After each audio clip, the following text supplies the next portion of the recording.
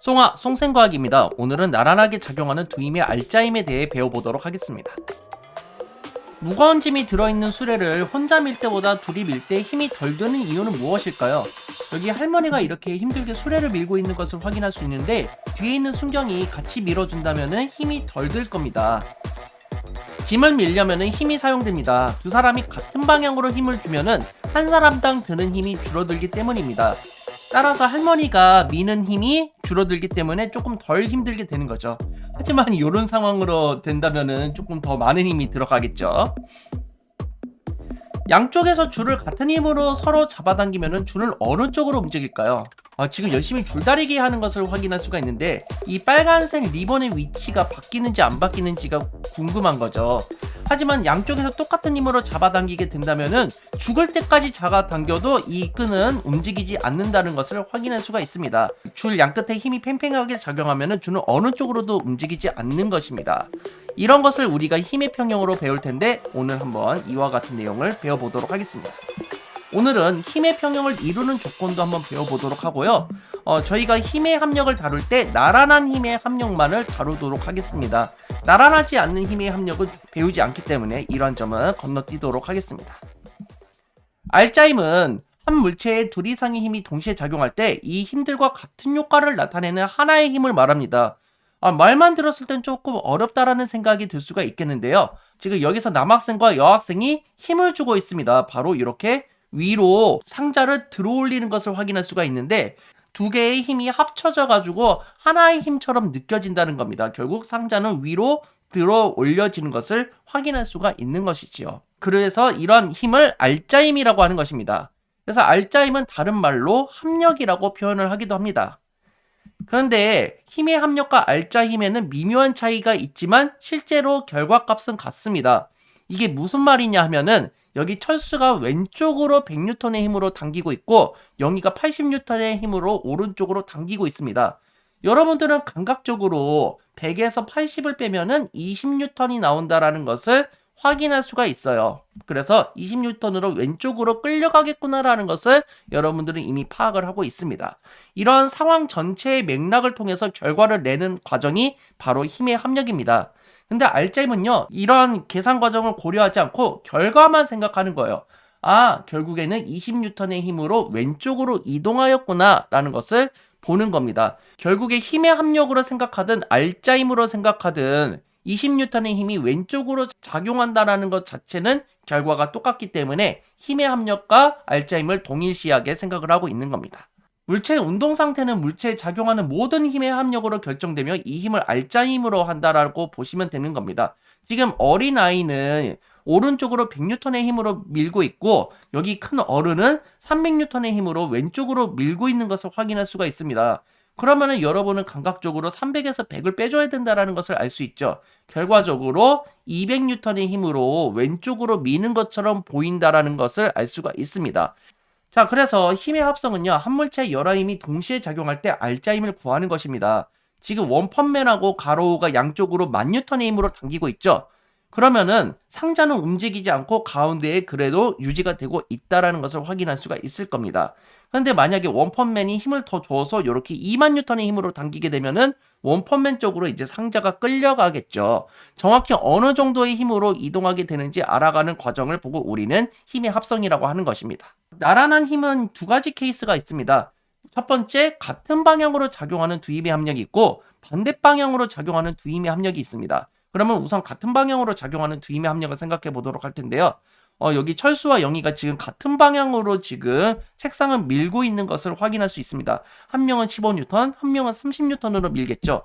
그러면 이 두 힘을 어떻게 해야 되겠습니까? 그렇죠. 이 두 힘을 더하면은 힘의 합력을 구할 수가 있는 겁니다. 그래서 알짜힘의 크기는 45N이라는 것을 확인할 수가 있습니다. 결국 알짜힘의 크기는 두 힘의 크기를 더한 값으로 알 수가 있는 겁니다. 따라서 45N이 된 것이고요. 알짜힘의 방향은 어떻게 됩니까? 두 힘과 같은 방향으로 밀고 있죠. 오른쪽의 대각선 위쪽으로 밀고 있는 것을 확인할 수가 있습니다. 결국에는 두 힘의 방향과 같다라는 것을 확인할 수가 있겠습니다. 자, 그럼 반대 방향으로 작용하는 두 힘의 합력을 생각해 볼 텐데요. 철수는 지금 30N으로 밀고 있고 영희는 15N으로 반대 방향으로 밀고 있습니다. 그러면 큰 힘에서 작은 힘을 빼주면은 구할 수가 있겠죠. 그래서 실제로는 철수가 15N의 힘으로 오른쪽 대각선 위쪽으로 미는 듯한 것이 알짜 힘으로 작용하고 있는 겁니다. 그러면은 알짜 힘의 크기는 큰 힘에서 작은 힘을 빼줬다라고 볼 수가 있겠고요. 그렇기 때문에 15N이 된 것입니다. 알짜 힘의 방향은 지금 철수가 미는 방향이죠. 철수가 큰 힘을 줬기 때문에 그런 겁니다. 그래서 큰 힘의 방향과 일치한다라는 것을 알 수가 있습니다. 따라서 오른쪽 대각선 위쪽 방향으로 움직이고 있는 것이죠. 자, 그럼 이제 문제를 한번 풀어보도록 할 텐데 설명을 읽고 가로 안에 들어갈 말을 한번 골라보겠습니다. 자, 지금은 같은 방향으로 밀고 있죠. 그렇기 때문에 두 힘을 더해야 되는 것입니다. 알짜 힘의 방향은 두 힘의 방향과 같다라는 것을 알 수가 있죠. 따라서 45N으로 오른쪽으로 이렇게 화살표를 그려주시면 되는 것입니다. 그 다음에 반대 방향으로 지금 움직이고 있죠. 알짜 힘의 크기는 큰 힘에서 작은 힘을 뺀 것과 같습니다. 그리고 알짜 힘의 방향은 큰 힘의 방향과 같다라는 것을 알 수 있죠. 그래서 화살표의 방향은 오른쪽으로 그려주시면 되는 거고 15N의 크기로 그려주면 되는 것입니다. 자, 힘의 평형은요. 한 물체에 작용하는 두 힘의 합력이 0입니다. 물체에 아무런 힘을 받지 않는 것처럼 보인다라고 되어 있는데 여기 손오공과 원펀맨이 양쪽에서 줄을 잡아당기고 있습니다. 그러면 이제 줄은 어느 쪽으로도 움직이지 않으면서 마치 힘이 작용하지 않는 것처럼 보인다라는 것이지요. 그런데 양쪽에서 똑같은 힘으로 더 세게 당긴다 하더라도 알짜 힘이 결국 0이라면은 두 힘은 힘의 평형을 이루게 되는 것입니다. 그래서 두 힘을 이루는 평형 조건은 총 3가지가 있습니다.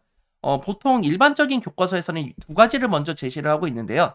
한 물체에서 나란하게 작용하는 두 힘의 크기는 같아야 됩니다. 그래서 양쪽으로 10N으로 당기고 있는 거 확인할 수가 있죠. 그리고 두 힘이 서로 반대 방향으로 작용해야 됩니다. 같은 방향이 아니라 반대 방향으로 작용해야지 이 상자가 움직이지 않게 되는 것이죠. 그럼 나머지 한 가지 조건은 무엇일까요? 두 힘이 일직선상에서 작용해야 합니다. 예를 들어서 여기 있는 책은요. 양쪽에서 잡아당기는 힘이 일직선상에서 놓여 있습니다. 작용점이 같지 않더라도 일직선상에 놓여 있으면 되는 것입니다. 이때 두 힘이 일직선상에서 작용하게 되면은 같은 크기의 힘이 일직선상에서 서로 반대 방향으로 작용하면 두 힘이 평형을 이루어서 물체는 움직이지 않습니다. 그런데 이런 경우가 나올 수 있습니다. 그 힘의 평형에서 2가지 조건은 만족하고 있거든요. 반대 방향으로 힘을 주고 있다. 그리고 같은 크기의 힘이다. 이거를 만족하고 있는데 딱 하나 일직선상에 놓여 있지 않습니다. 이런 경우에는 어떻게 될까요? 그렇죠. 이럴 경우에는 일직선상이 될 때까지 물체가 회전하게 되는 것이고요. 회전하다가 두 힘에 작용하는 방향이 일직선상에 오려는 힘의 평형을 이루어서 움직이지 않게 되는 것입니다. 자, 이렇게 나란한 힘에 대해서 배웠는데 한번 문제를 풀어보도록 하겠습니다. 한 물체에서 여러 힘이 동시에 작용할 때 이 힘들과 같은 효과를 내는 하나의 힘을 보고 우리는 알짜 힘이라고 합니다. 다른 말로는 합력이라고 표현한다고 했었습니다. 스쿠버 다이버가 아래로 내려가려면 위로 작용하는 힘보다 아래로 작용하는 힘이 더 커야 합니다. 그래서 위로 작용하는 것은 나중에 우리가 부력으로 배우게 될 거고요. 아래로 내려가는 힘은 중력 때문에 그런 거죠. 중력의 힘을 늘려준다면 가라앉게 되는 것입니다. 스쿠버 다이버들은 쉽게 내려가기 위해서 납주머니 같은 걸 차고 아래로 내려가기도 합니다. 물체에 작용하는 두 힘이 평형을 이루려면 두 힘의 크기가 같고 두 힘은 서로 반대 방향으로 작용해야 됩니다. 그리고 두 힘은 일직선상에서 작용해야 된다는 것도 기억을 해두시기 바랍니다. 자, 여러분 교과서가 이런 형태의 문제로 많이 나올 텐데 한번 풀어보겠습니다. 물체의 7N과 5N의 힘이 동시에 작용을 할 때 물체에 작용하는 알짜 힘의 방향과 크기를 각각 써보자.